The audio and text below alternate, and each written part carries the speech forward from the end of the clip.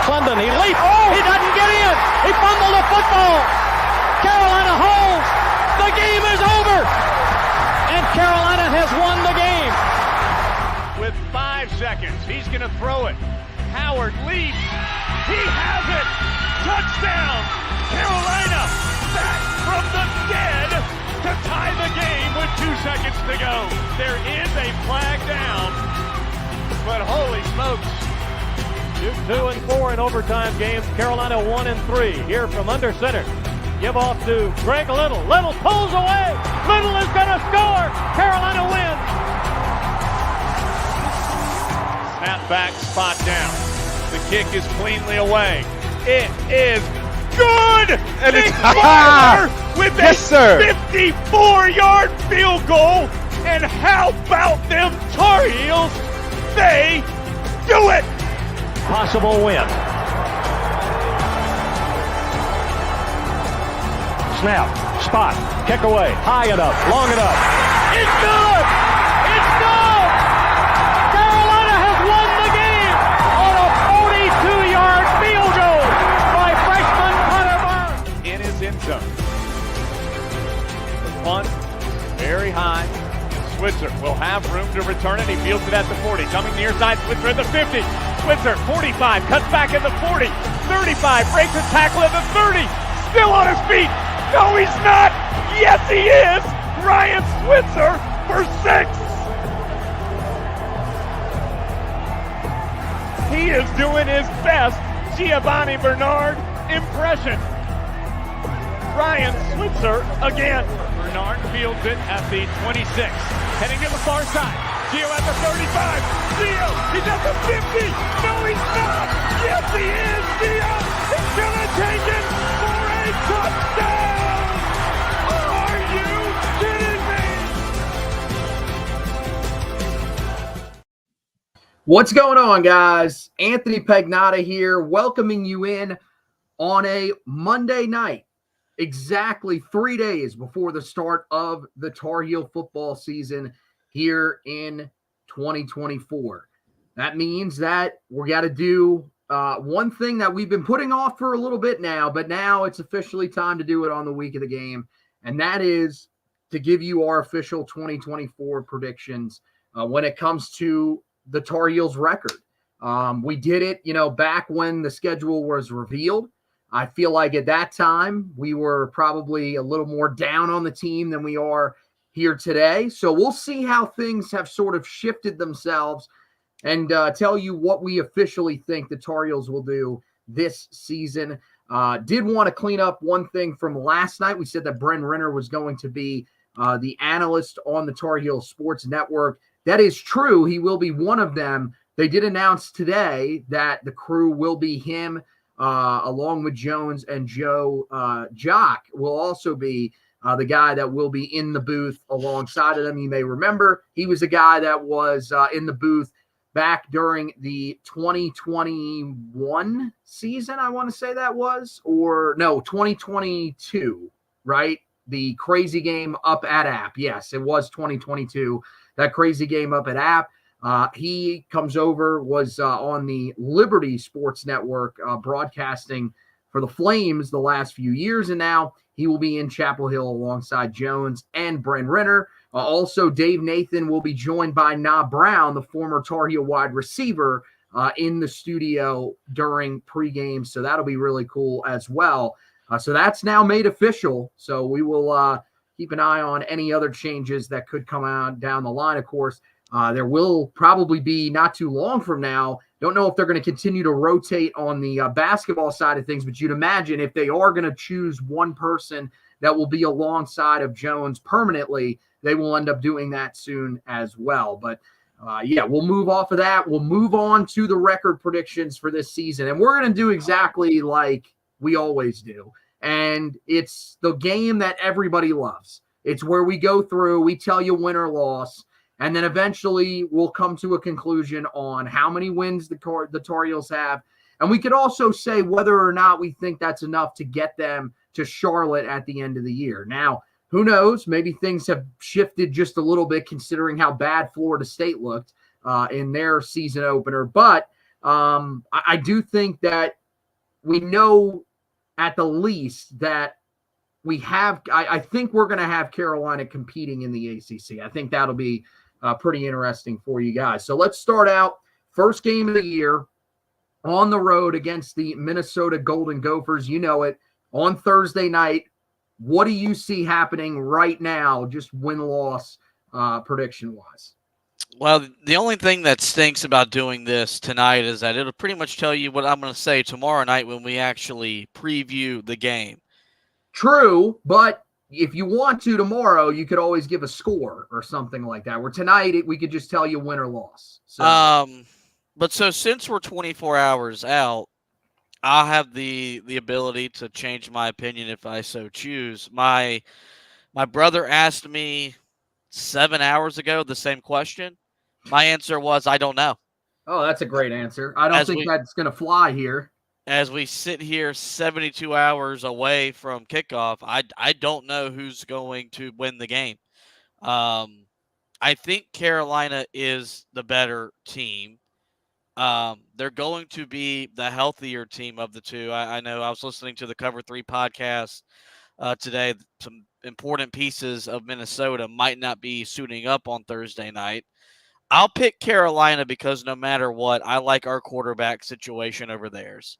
You know, there has been times where guys come from the FCS level and perform at a high level at the Power now 4 conference level. And that's what Minnesota is going to try to do with their new quarterback. I think a Jeff Collins defense is probably the worst thing for that guy, making that jump up to the next level. Don't know how good Carolina's defense is going to be, but even when they've been bad, they're usually good week 1. Outside of, you know, some random games, you know, typically the first week of the year we play pretty good defense. And I think his ability to, you know, disguise coverages, come up with some exotic blitzes will be a big factor in Carolina. But I trust Mac Johnson. I trust Connor Harrell more. And so I think Carolina gets an important win on the road at Minnesota. A game I have said all offseason long that if Carolina wins, 7-0 is on the table for this team.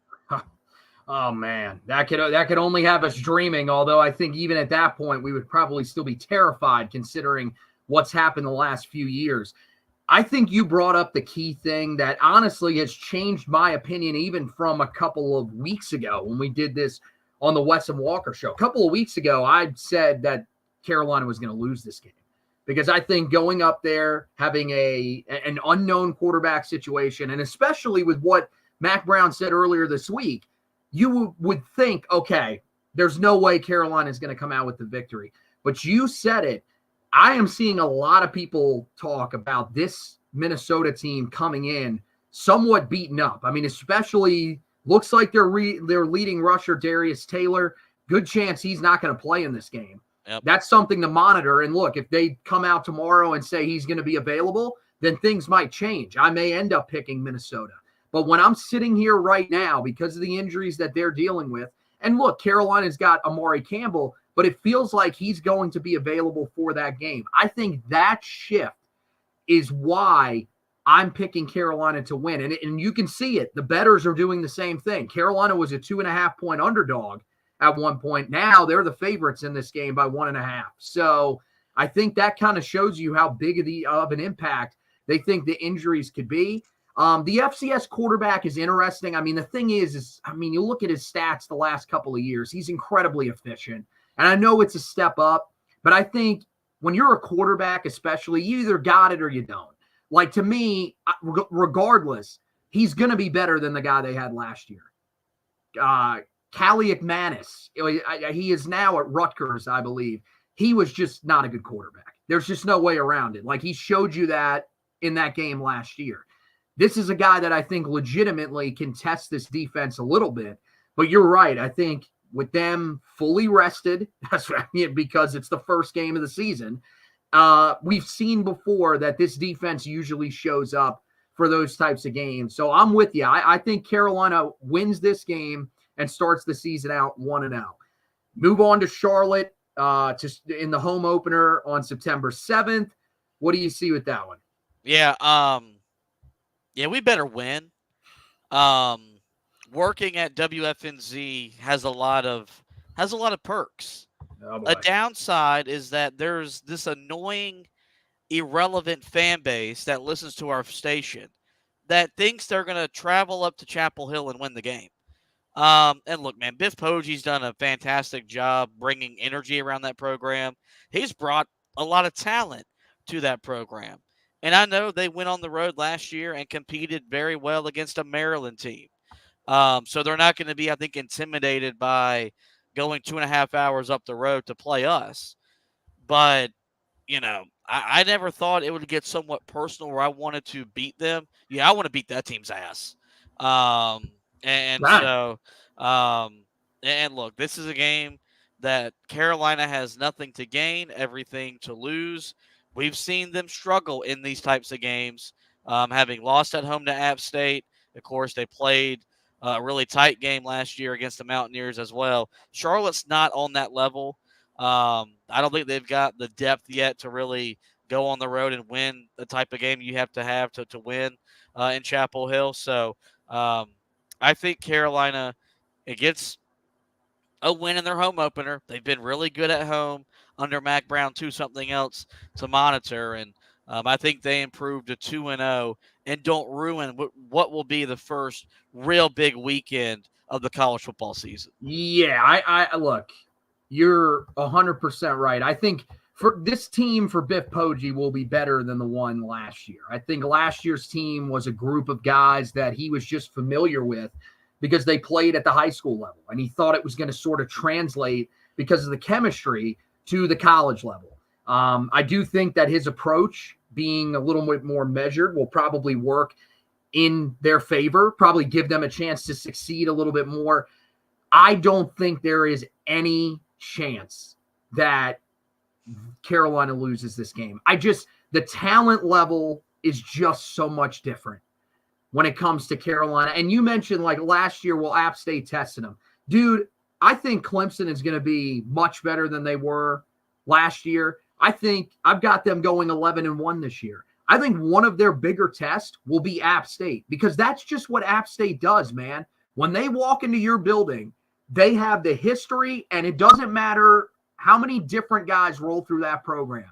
The fact that they have that history for some reason seems to get them motivated enough to where they can go in, compete, and sometimes even find a way to pull an upset.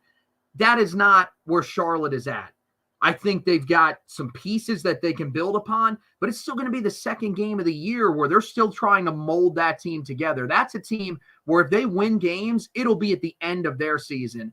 I think it's way too much for them to go into Chapel Hill and win that game. So, yeah, I'm with you. I think the Tar Heels start out 2-0. I think they take care of business. I'm not going to say rather easily. It could be one of those games where, Carolina messes around for a little bit. But I think when it's all said and done, Carolina pulls away and wins that game. Well, let's just go ahead and say this.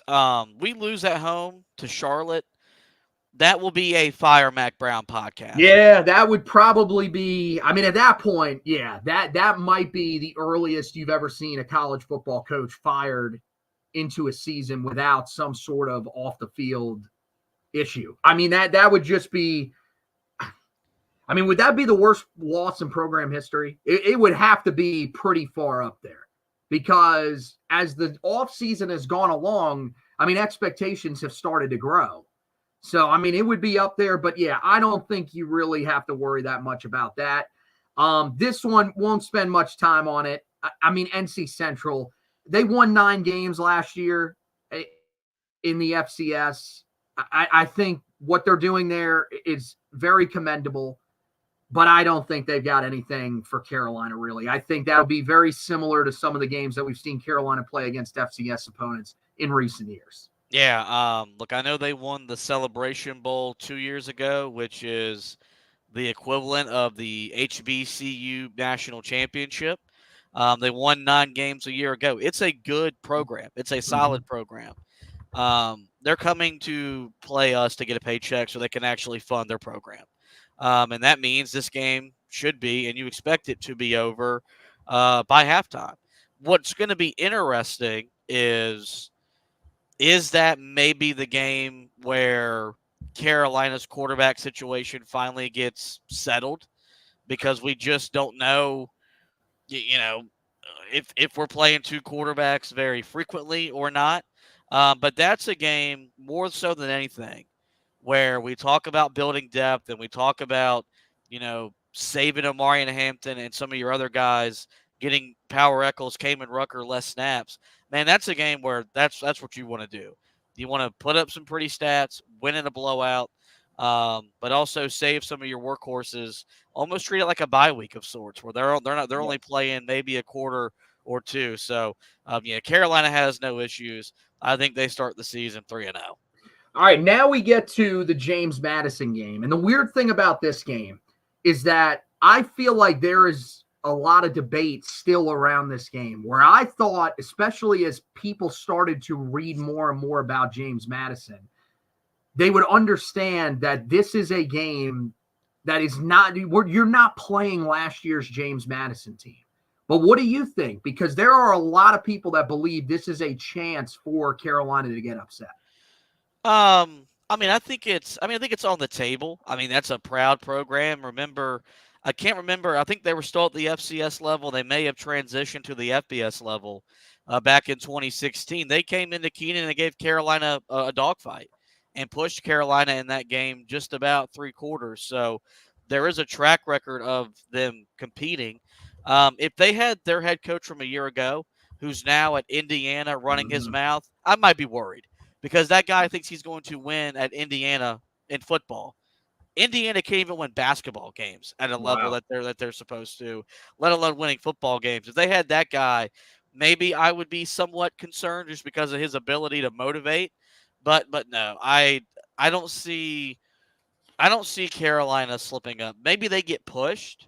Maybe that game's closer than what the average, fan thinks it should be. But I don't see a situation where Carolina's going on the road and winning at Minnesota to turn around 3 weeks later and lose at home to a James Madison. I think Carolina wins that game. I think they start 4-0. Yeah, I mean, look, they're at home. This is not one of those odd games. Remember where Carolina back in 2018 goes on the road and plays Old Dominion.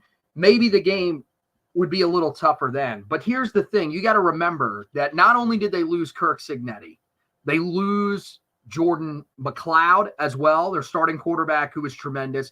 And they lose a ton of different guys all over the ball that went and followed Kirk Cignetti to Indiana. So there is a ton of talent that is gone from this team.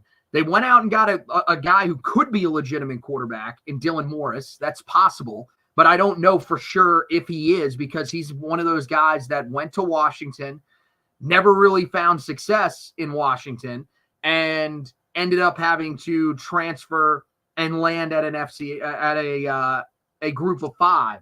So, I mean, we'll see, man. There's a lot of changes. I still feel like that's really early. Could they be a team that challenges to win the Sun Belt this year? Could they be a team that challenges App State towards the end of the year? Oh, certainly. But will they be enough in Chapel Hill to find a way to win that game? I can't really see it. I think it's one of those ones that could be a game at halftime, and then I think Carolina probably in the second half, especially if they're running the football well, they will wear that group down up front, and they will find a way to pull away in that game and pick up their 4th victory of the season. So both of us have this team starting 4-0. Then you go to the road game against Duke. This is where I think a lot of people are eyeing up. If it's not that Minnesota game, people think this is the first chance for Carolina really to lose a game. They're under first-year head coach Manny Diaz. What do you think about that one? Yeah, I think Manny Diaz is going to do a really good job at Duke. He's in a less pressure-packed situation than he's dealt with at Miami. I think going to Penn State, being under James Franklin, is going to pay dividends for him moving forward. I think we're really going to learn how good of a coach Mike Elko was when you see Duke not compete the way they've competed the last 2 years. And yes, they've lost Riley Leonard to Notre Dame. Their running backs now at NC State. Your head coach is now at Texas A&M. It's going to look different, but there was a lot of just coaching up of that talent. As much as those guys were good players, like the staff really got the most out of that roster. I think you'll see Duke take a step back, and maybe next year, 2 years from now, really return to a team that's winning maybe 7-8 games in the regular season. I think Carolina goes on the road and continues their dominance against Duke under Mack Brown, who's not lost to the Blue Devils since he returned to Chapel Hill. That's the biggest thing for me. Like, dude, if Mike Elko couldn't beat him, do you think that Manny Diaz is going to? Because here's the thing for me. Mike Elko is a better coach than Manny Diaz is. I think that. I know that, like you said, this could be a great spot for him to sort of revive himself, because Miami was just an incredibly difficult job for him because he was from there. It's a difficult job as it is anyways. Any coach that takes that job nowadays, it's never going to work out because they expect you to win national championships like they did in the early 2000s. That's just not how that university works. But the thing for me is that, again, it's early in the season. If it was later in the year, I do think this would be a tougher game because I think this team would probably have their rhythm. They do play on the road at Northwestern. They play at Middle Tennessee, which, they should be able to beat them, but still it's another road test. So maybe you feel like they're a little more tested coming in. But, I found it interesting that it took their quarterback battle as long as it did to get figured out. I never really thought Grayson Loftus had a legitimate shot at that job. And the biggest thing for me about that team is you look at everything that they lost on the defensive side. The offensive side, losing Riley Leonard, all that stuff, yeah, that hurts. But they are returning their entire receiving core. I still think Jaquiz Moore is a good enough running back, even with Jordan Walters leaving. And I think Malik Murphy could be a good quarterback. But defensively, they lost just about every significant piece that isn't Trey Freeman or Jalen Stinson. That's it. Everybody else is gone. So for me, I think Carolina is going to be the better team coming into that game. They'll be 4-0, so they'll probably be feeling themselves a little bit. I think Carolina goes on the road to Duke and pulls it out. Now, is it going to be an easy game? Oh, no. It's going to be another epic classic like they always seem to play, especially when they have to go over there in recent years. But it'll be a nail-biter, but it'll be enough to get to 5-0. So then you move on and head to Carolina's game that they have against Pittsburgh. Dude, Pitt might be one of the worst teams in this conference. Like, Pat Narduzzi, there are some people that think he could be fired at the end of the year. But, Mack Brown did have some issues with Pittsburgh, prior to last year. What do you think about this one? Well, I think the thing that worries you is that if Carolina's 5-0, this is probably a game that the last 2 years tell you they probably lose. 6-0, you lose at home to Virginia. 9-1, you lose at home to Georgia Tech. You mentioned some of the early struggles with Pitt. I do think, okay, there's a lot to read in between the lines there. Simply put, whether Carolina's 5-0 or 3-2 when this game takes place, if Carolina loses this game at home, it might show a significant sign of regression for the program under Mack Brown. Should not be a game Carolina loses. This isn't, Pittsburgh 2 years ago with Kenny Pickett, Jordan Addison that, played for an ACC championship. It's not the same program. I think Pitt's a school, as much as any school in this conference, is going to struggle to compete in the NIL and the transfer portal world because nobody wants to play football in that city. And so I just look at it from all those angles and think, yeah, Carolina should win, which means I have them for a second straight year sitting here at 6-0 at the midway point in the season. And at that point, whether we like it or you love it, there will be probably a ranked number beside Carolina's name. And there will be the talk about them competing for a spot in the ACC championship because they'd be undefeated halfway through. Oh, I mean, if they beat Duke, I think there's a number already beside their name, because at that point you're kind of wondering how many teams are still undefeated. But you know what? You are 100% right about this being one of those games on the schedule that would have you incredibly nervous, because there's a chance that this Pitt team starts 2-2. They could very well lose at Cincinnati. They could lose, probably should lose, even though it's a home game, to West Virginia, who I think has an outside shot to win the Big 12. Yeah. You would feel like 2-2, even if they beat Youngstown State. There's a bye week before that. There will be a lot of talk at that point of, is Pat Narduzzi getting fired? And we have been here so many times before where guys were being questioned as to whether or not they were going to lose their job. And I mean, hell, your defensive coordinator was one of those guys. And a win against you sort of changed the whole thing. So, yeah, I would not be shocked if this is a game that, despite, I mean, this is a team that is, I mean, they're just going to be incredibly new, even this, or, you know, at this point of the season. Up front, which has always been their strength. I mean, looking at their depth chart, they have one guy that is an upperclassman. Everybody else are underclassmen.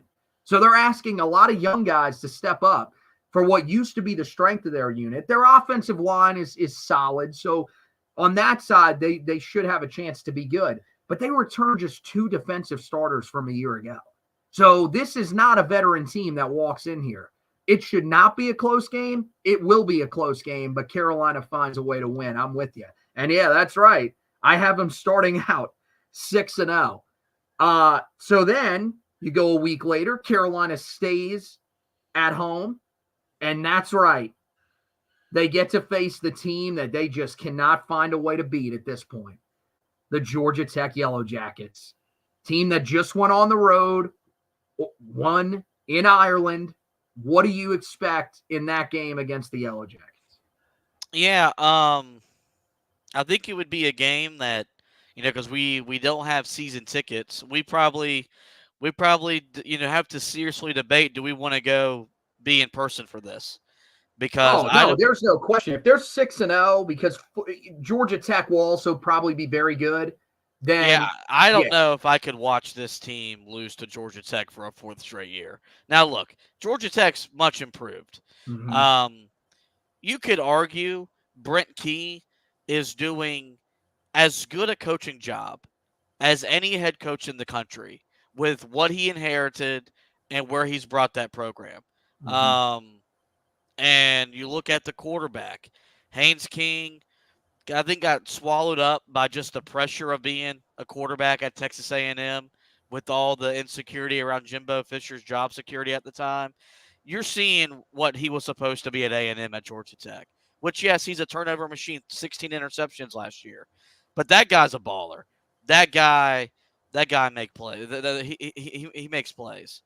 I refuse to believe we lose to them for a 4th straight year. Oh my Because God. at some point, pride kicks in.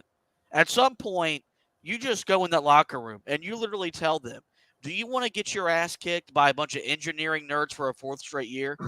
Because as a fan, not everybody's an engineer. I mean, as a fan, I don't want to do it. I mean, it's hard as hell when we lose to NC State. At least Georgia Tech are smart engineers. I think Carolina reverses the curse, and I think they get to 7-0. Oh. And maybe one of the craziest games in the history of the program, because that game has shootout written all over it. Yes. There's all the storylines that will go into it as well. And so, but I think Carolina, you know, I think having Jeff Collins on the staff would be motivated to beat his former team as well.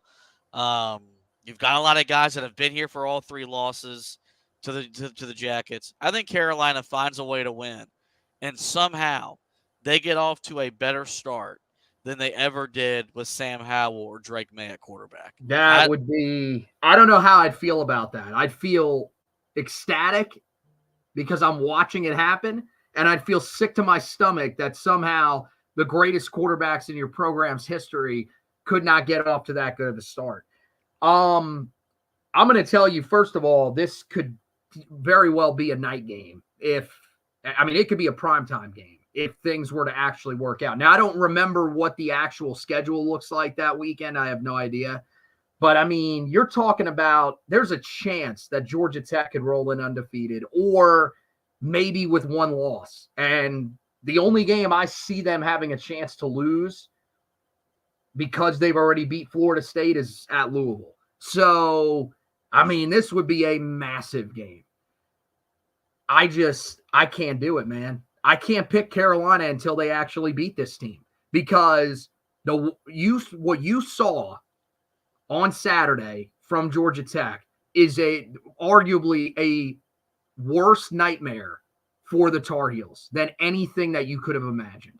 A team that is incredibly physical up front on the offensive side, that's going to run the hell out of the ball with their running backs, a multitude of them, and their quarterback, and then a team that is going to bring the fight defensively. Even if you come out, drive down the field, and score on them, they're going to match your physicality up front. Because, look, I can't say that Carolina's offensive line is better than Florida State's. Not at this point. We're going to have to get into the season and actually see it before we can believe that. Mm-hmm. With all that stacked together, I can't see Carolina winning this game. I know it's at home. I know if they come in 6-0, there'll be a lot of momentum behind the program. But I think they end up losing this game. But here's the thing. If you lose to a team that's 5-1 at that point, this is nowhere near as bad as the losses have been in the past. So I would hope that this loss would not be what turns the season for Carolina, even though they lose that 7th game of the season like they did last year. You move on, and now we go to another test for Carolina based off of last year. Last year, they lost at home to Virginia. Now they got to go on the road to take on the Cavaliers. You've got them 7-0. What do you see happening here? Yeah, I think Carolina moves along to 8-0. Tony Elliott's probably going to be in the same spot he was when they came to Chapel Hill last year and beat us. He's probably going to be on the verge of getting fired. And that's not a shot at him being a bad coach. That's an impossible program to win at. I think in what college football has divulged into with the portal, with the NIL. I mean, Bronco Mendenhall, when he quit, literally held a press conference and told them our facilities suck. That's why I'm quitting. And they've done nothing about it since then. So yeah, he's now back in the sport, by the way. So he's at Montana State or something like that. I think he's at the team that got beat by Montana State. I believe he's at New Mexico. Yeah, that's right. And look, last year, we were in the stands for Georgia Tech. We were in the stands for Virginia. Yeah. I've never been more disgusted in my life walking out of Kenan than after that loss last year to the Cavaliers. First off, I hate them. They're a bunch of snooty. I mean, they are what Carolina fans are made out to be. Like, they're a bunch of wine and cheese, pinky out, first year, second year, third year, because they don't even call them freshmen, sophomores, and juniors. I hate them. And I think, that should be if Carolina's 7-0, that's a home game. For the Heels at Scott Stadium. I would say so. We know the horrors that building can be. And look, Mac Brown's got tripped up there since he returned here. But there's no excuses, man. If you're winning at Minnesota, you're beating a really good Georgia Tech team at home. I don't care that it's the South's oldest rivalry. You got to make amends for what happened last year, a pride game on the line. I think Carolina moves to 8-0. Oh, my gosh. This is unbelievable. I mean, this team might be in the national championship hunt here. I think they win this game. You're right. At that point, I don't know what the investment factor is going to be for a lot of those guys on that roster. Because, I mean, this team could be really, really bad. Like, I think I had them winning a conference game. I don't even remember who I had them beating. But, it's just a random one that they somehow pull out. This team is not going to be good. Calandria won their starting quarterback battle. Anthony Calandria he's a wild card. He's a dude that throws, he'll have games where, he'll throw for 300 yards, but he'll throw 3 interceptions in those games as well. I just don't see the talent there on this roster. You mentioned it. This was a tough job before, especially for a first-time head coach. It's been made even tougher by the fact that NIL runs pretty much everything. I think Carolina goes in here. It's going to be another one of those games where it will probably be closer than it should be. But I think Carolina gets it done. I think they get to 7-1. And so that means that you've got them 8-0 heading to Doak Campbell. I've got them 7-1. What do you see happening in Tallahassee? Yeah, I've got them the same place that Kirk Herbstreit had them. He said 7-0 on the broadcast. Probably forgot that there was an 8th game before they go to Tallahassee. Either that or he really likes Virginia. So, and so I think Carolina shows up 8-0. And I think they leave that building 8-1. The only argument I think I could make for them winning that game, and this is on the table because DJU, this just in, is not him. The only argument I think for Carolina winning that game is if by that point in the year, Florida State's out of the ACC picture, which takes them out of the expanded playoff picture. And Mike Norvell is trying to figure out, he's basically evaluating his roster. I think they reloaded in a lot of reasons because, A, it's Florida State. They have the ability to. But I think there was some outside pressure after what happened last year to put themselves back in a position to make the playoff. They've got as good skill position talent as they typically have. I mean, Roydell Williams, Jalen Lucas, those guys are bona fide superstars. When they get the ball in their hands, they're gonna make things happen. The problem is their quarterback can't get them the ball.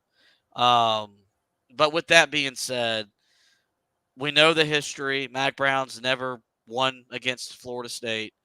Carolina's only won there, I think, once or twice in my lifetime. I think it's asking too much of them to be 9-0. I think it's asking too much of them to go on into what will be the most hostile environment they play in all season long. So I think they suffer their first loss of the season at Florida State. I mean, look, I'm not going to lie to you. When I was sitting there watching that game the other day, did it pop into my mind that maybe Carolina would have a chance to actually beat them? Oh, certainly. Because, yeah, you're right. DJU reminds me of some of those quarterbacks that they had in the middle of the 2010s when things really started to sort of trend in the wrong direction for Jimbo.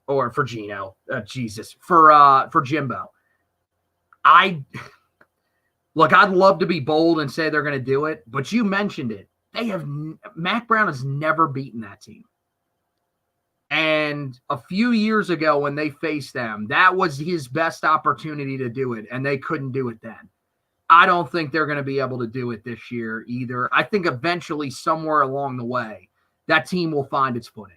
Because you mentioned there is some talent. I like Roydell Williams. I know some people were saying today that they didn't think he was really all that great, especially in that second half. I would say that was probably more on their offensive line. But I think that's a unit that probably will be better as the season goes along. I think defensively, I question how great their defensive line is, but I still think it'll be really, really solid. And that probably means that Carolina will be in for a test, especially that late in the year. That's the other thing, too. If this game, let's say this game was early in the year, let's say Carolina even started conference play with this game, I think there's a better chance they could win. But I think as the year goes along, there will eventually be a point. I mean, you could even see a point where if they believe that Brock Glenn gives them a better chance to win, they could turn to him at quarterback. Because I'm with you. DJU's not the guy. And They could say, look, you're not here in the future. Glenn is going to be here in the future. We're turning to him. So, I mean, I think it's just a little too much to ask for Carolina to go on the road and pick up that win. I have them dropping to 7-2. Then they get a bye week. Now, they do have a bye week. I forgot to mention it. They have a bye week in between Georgia Tech and Virginia. So the thing is that They have a bye week, they play 2 road games, and then they have another bye week. I think where the bye weeks are setting up nicely for this team, along with some of the opponents that they have on the schedule. And then they move on and come home and they take on Wake Forest. I feel like we're both going to be on the same page with this one, but what do you think about this one? Yeah, 1/6 of Carolina's football wins as a program have come against the Demon Deacons. Don't know what that means. I don't know if that's supposed to be impressive or not. Kind of. The track record is that when they play Wake Forest, they beat Wake Forest. Dave Clawson's a good coach. He's starting a senior citizen at the quarterback position and Hank Bachmeier to start the season. I think he committed to Boise State when I graduated high school. That's how long it feels like he's been in here's college. The thing. They announced they put out their depth chart today. He may not even be their starter. Michael Kern may be their starter. So who knows? This is a game that the first couple years when these two teams linked up, man, they were fun, thrilling matchups. You had great quarterback play, historic shootouts. I don't think Wake Forest is in the same spot they were a few years ago. So I think Carolina wins comfortably to improve to 9-1. Yeah, I mean, I with these games, you just never know, because every time that we think, okay, will this year's game be a shootout, it turns out to be one. I'm with you, though. I don't think that this offense is going to really be all that great, because I think there's a good chance they're bouncing between quarterbacks. And even if they settle on one of these guys, Bachmeier, we've seen it. He's not a guy that's like Sam Hartman. That's like Jamie Newman, where they're putting up points on the regular.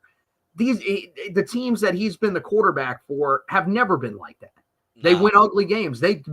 Frankly, at times, they win in spite of him. So, and I don't think Michael Kern is that type of guy either. I think they're waiting for that next guy to emerge. Now, who knows? I know they really like Jeremy Hecklinski. That could end up being the guy, and who knows, by that point in the season, he could actually end up being in there. But even that, I think, would probably be too much to ask. I think the fact that it's at home, I still question how good Wake Forest defense is going to be. I know they were better last year, but I still don't think they're going to be a great unit this year. I have Carolina winning this game as well. They get back on track after losing 2 out of 3. And they beat the Demon Deacons. Then you go back on the road, and Carolina takes on Boston College late in November. Weather could be a factor. What do you think? I absolutely hate where this game falls on the schedule. Yep. You put this game in early September or even early October, I think Carolina wins. I mean, we've seen Bill O'Brien, their new head coach at the college level. He's a good college coach. His style, I think, works better at the college level than it did at the pro level for whatever reason. But there's no, I mean, unless it's literally snowing sideways, there's no excuse. Damn. There's no excuse whatsoever. If you can win at a Minnesota, if you can beat a Georgia Tech at home, if you can compete at Florida State and still lose, then you go to Boston College and you win. So I think Carolina, and probably what would be the ugliest win of the year, somehow improves to 10-1 and gets to their first double-digit win season under Mack Brown in his second tenure at Carolina. I got to tell you, I did not see this turn happening. I mean, what did you pick them when we did the first one? I think you had them like 7-5. Might have even been 6-6. Well, I mean, like this isn't fun. It takes away from what we're doing here. Here's the caveat. Yeah. And I've said it literally, like, if you can go back and check every edition of the pod that I've been on, if they lose to Minnesota, this does not happen. Like, if they lose to Minnesota, I think you're looking at a 7-5, 8-4 at best football team. Oh, I mean, no, I don't think it gets that bad. I mean, 8-4, I wouldn't say that's at best, because dude, look, if they lose that game, and especially if they end up changing quarterbacks later on at some point, which I would believe if you lose that game and it looks that bad, they would go to Connor Harrell or Max Johnson in that next game. I mean, you're saying, okay, do you steal one at home against Georgia Tech, even though that's sad that that's stealing one? No, if they're losing to Minnesota, I think they lose to Georgia Tech. I think the Florida State loss is not, like I said, I think the only way they beat Florida State is Florida State's preparing for 2025 by that point. So that's why. And look, I mean, Herb Street said it when they picked the game Saturday during game day. Like, it's not right to put so much into your opener. But when you look at the schedule, if they win that game, it lines up for this type of start, and it lines up for them to put themselves in position to have this type of season. Because this schedule is night and day easier than what it was last year. Like, Mac Brown got offended. He got asked that question when he met with the media on Friday. Like the reporter said, this is a pretty easy schedule. And Mac Brown, of course, has to defend it because, A, he didn't make the schedule, and B, I mean, these are conference opponents that have beaten you in the past, but this is a schedule. The other part of it is you don't want your kids believing that. You don't want your kids looking at the schedule and believing, okay, we've got an easy path, because that's when the complacency sets in and you lose to James Madison, you lose to Pittsburgh, you lose to Virginia. Like that's when those losses come up. So I get why he's trying to say, like, look, this is still a really difficult schedule. It's, you guys just aren't seeing the difficult games or whatever. Like, I get where he's coming from. Yeah. But so, I mean, that's why if they win Thursday, I think you're looking at the best season that we've had since Mac Brown returned from a win-loss record, because that's crazy. The schedule is more, it's more manageable.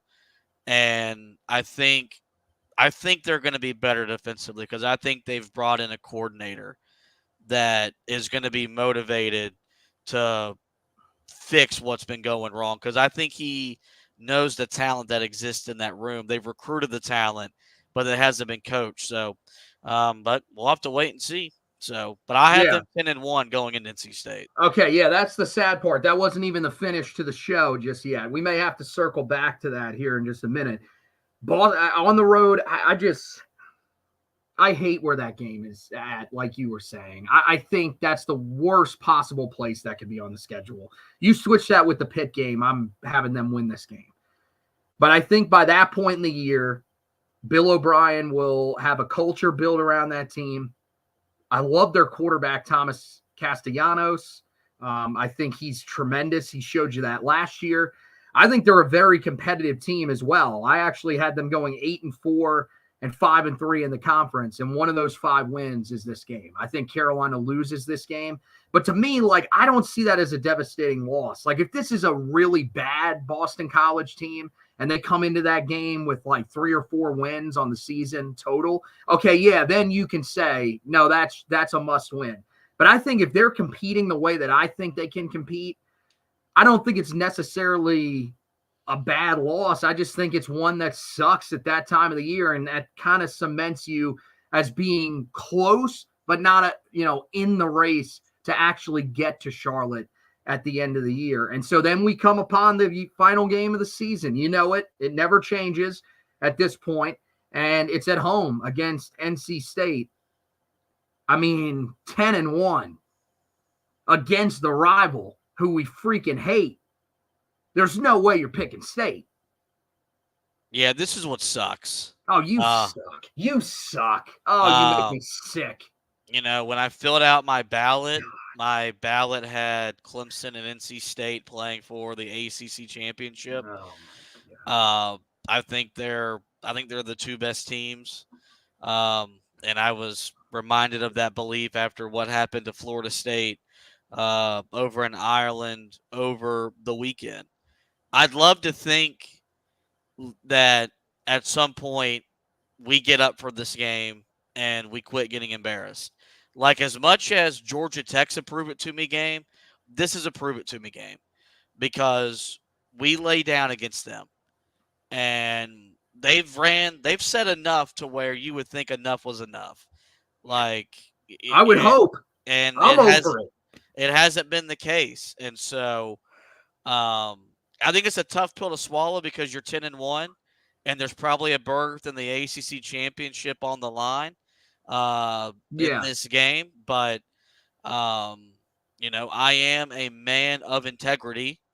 I picked NC State to make the ACC championship game, and I think because it's Carolina football, and because we cannot have nice things, I think we'll lose the season finale to finish 10-2 and still be left scratching our head because you win 10 games, but you lose to your rival for a fourth straight year.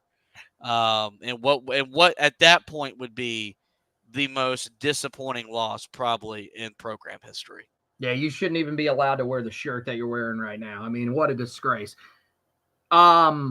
I mean, look, I can't be mad at you for picking State because there's a chance that they're going to be really good. The thing that I would remind you is that, yes, it is Carolina football. It's also NC State football. I don't know if you've noticed, they are not exactly a program that is just full of success, especially when it comes to – But they love to beat us. Yeah, but here's the thing. They have very little success when it comes to getting over that double-digit win hump. They have done it twice in program history. And they've had chances each of the last couple of years. Now, is it each of the last couple or 2 out of the 3? I'm trying to remember when the Holiday Bowl was where it got canceled because of COVID. I think that was 3 years ago. But, I mean, that's the thing. Every time they're presented with an opportunity to finally get over the hump and get that double-digit win monkey off their back, and finally they're the program that they think they are, and they're a team that's going to be there every single year in the ACC.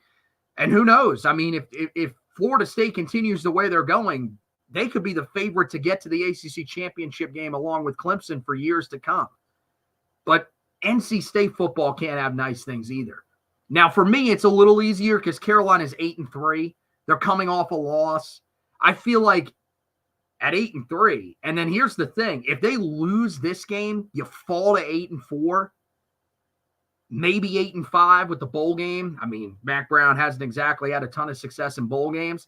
There could once again be those talks of, is it time for Mac Brown to go? And this, once again, could start getting more and more serious when it comes to the boosters and everything like that.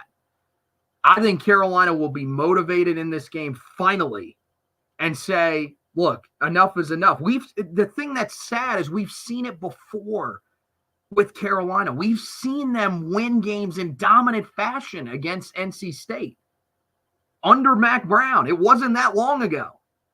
I'm not saying they dominate this game by any stretch. This game will be a bloodbath. I don't know how it turns out, if it's a high-scoring game, if it's a low-scoring game, whatever. But I think Carolina finds a way to win because I think it's going to be Mac Brown's job on the line, and it's going to be a chance for you to get to 9-3 and spoil what is a special season for NC State. Because I think if State loses this game, they will not make it to Charlotte. I think that's what happens. I think either Virginia Tech, who I'm starting to feel more confident in now after seeing Florida State, or Florida State somehow gets it in gear enough to make it there. I think they would end up making it to Charlotte.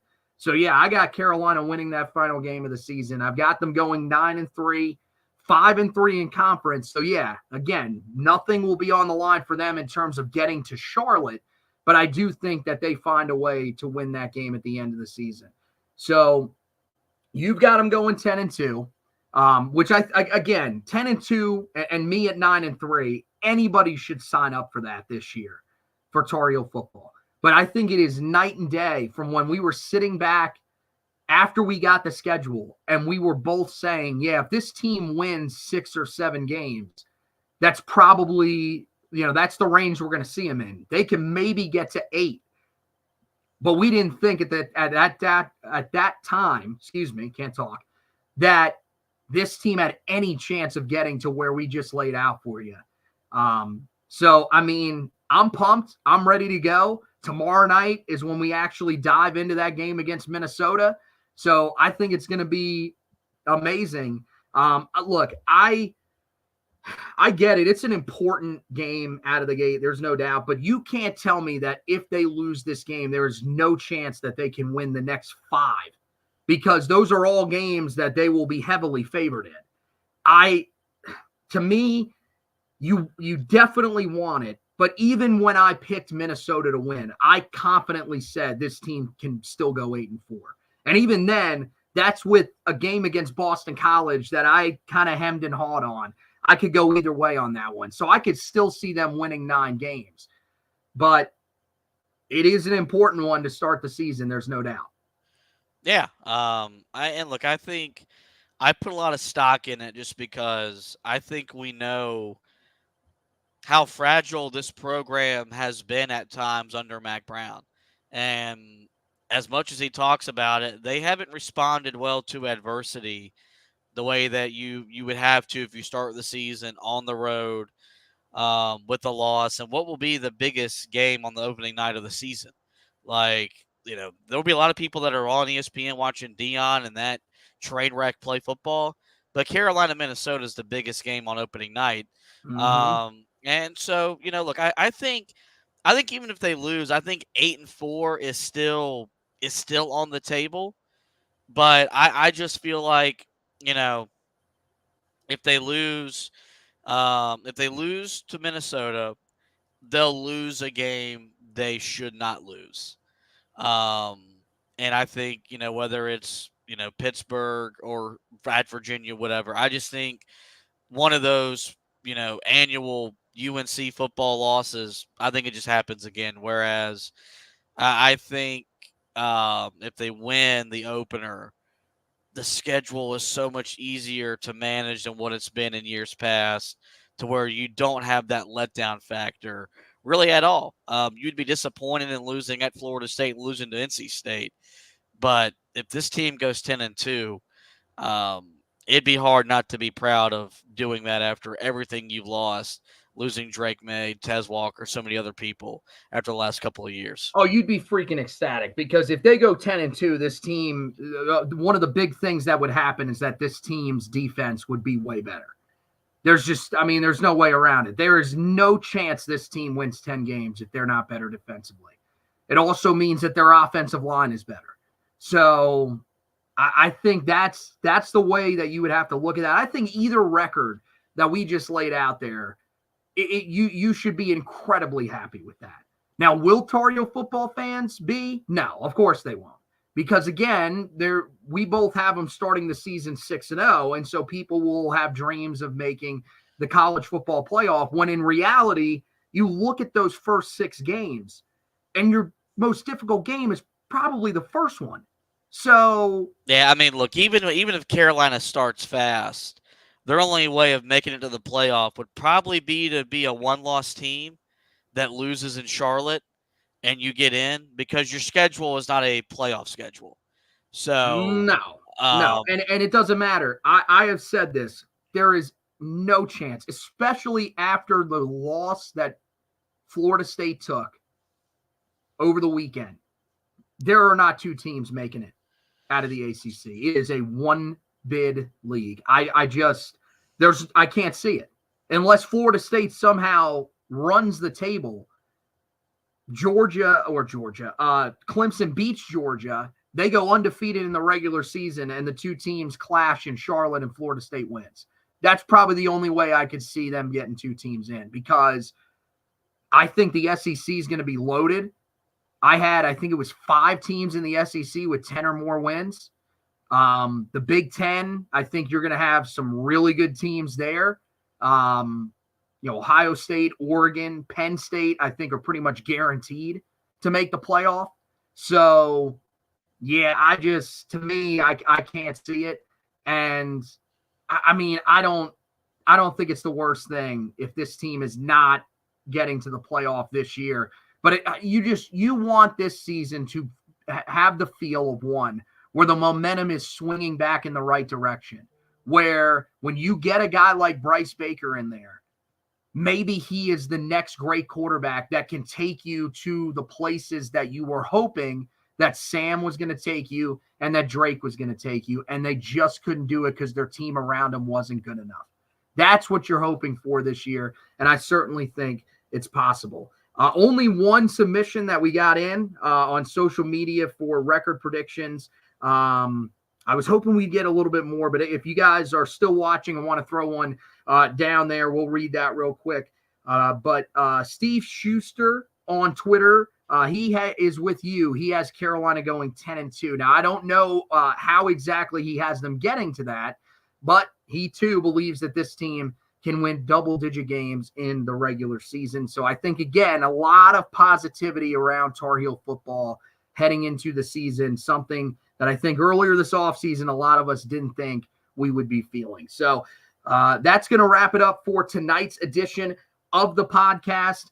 Guys, make sure you head over to the website, get prepared, and then you're back here tomorrow night when we are previewing the game against Minnesota. We will go in depth as we always do and get you ready for that matchup with the Golden Gophers. Now, again, here's the thing. We are going to do as up-to-date of a report as we can in terms of injuries when it comes to Minnesota. So, whatever we can get out of it, we're going to do.